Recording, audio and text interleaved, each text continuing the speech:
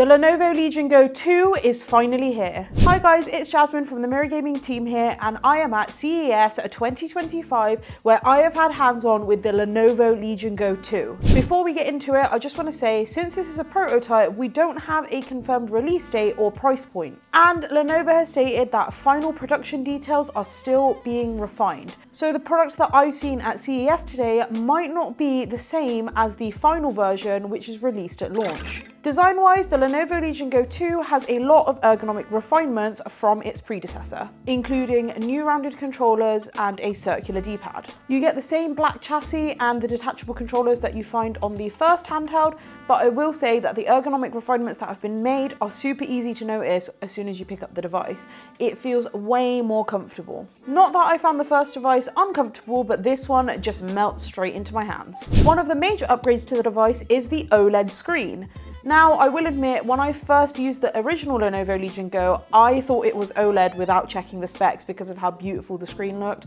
So the fact that they've upgraded to OLED, I am so happy. The screen measures 8.8 inches, which is quite big for a handheld, but it's of course no Acer Nitro Blaze 11 size. It is a 16:10 screen and 144 Hz, the same as the first device. And it comes in at 500 nits. And I just want to say this display is absolutely stunning. I think out of all of the handhelds I've seen at CES, in terms of display alone, the Lenovo Legion 2 takes the crown. It is absolutely gorgeous. Lenovo know what they're doing when it comes to making a screen. Games look fantastic on this thing. You get vibrant colors and true blacks, and of course, all the other benefits that come with OLED. Specifications wise, the Lenovo Legion Go 2 prototype that I tested contains the brand new AMD chip, which is the AMD Ryzen Z2 Extreme Edition. Right now, we don't have an indicator of what the expected performance of this chip will be, not from AMD or Lenovo. So it's a little bit hard to compare it against other chipsets without some vigorous testing. While I was demoing the device, it was obviously a short period of time, just a quick hands-on preview at the event.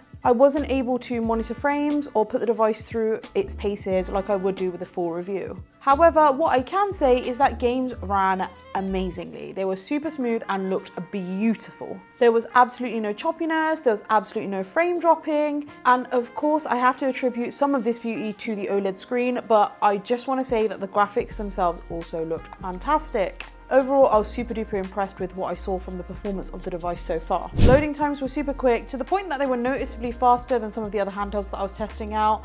I just tested out the Lenovo Legion Go S before this one, and it just felt like a very big change. With up to 32 gigabytes of RAM in the Lenovo Legion Go 2, it is clear that Lenovo has taken on community feedback when putting together this device. One of the biggest complaints with gaming handhelds was the lack of RAM when the initial round of them came out, so it's nice to see that this has been amped up with the two. This extra boost of memory proves fantastic and will allow the device to output at its full potential.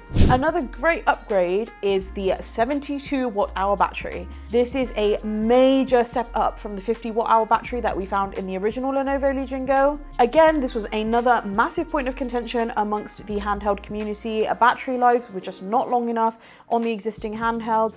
There's no point having a device that can play AAA titles if it can only play them for an hour.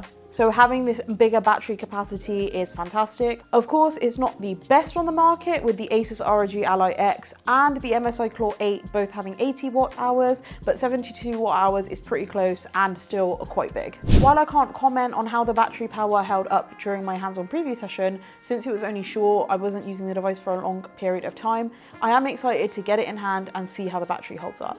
This upgrade is sure to be appreciated by users. My time with the Lenovo Legion Go 2 was super pleasant. However, based on all of these upgrades, I expect the new device to be pretty expensive. We don't even have a predicted price point at the moment, so I think it's just going to come in and be very high. A good point of comparison is the MSI Claw 8, which has the same level of RAM and also bigger battery capacity, and comes in at $900. So we might be expecting a price point like this for the Lenovo Legion Go 2. Is it something you'd pick up if it cost this much? Let me know in the comments below. Lenovo has stated that this gaming handheld showcases its future vision for the gaming handheld scene, and it certainly feels that way when picking it up. I'm super excited to see how Lenovo further innovate with their latest gaming handheld between now and when it eventually hits the market. This has been Jasmine from the Mirror Gaming team. If you've liked this video, leave a like down below and subscribe to the Mirror Gaming channel for still more CES content to come. And I'll see you guys in the next one. Bye!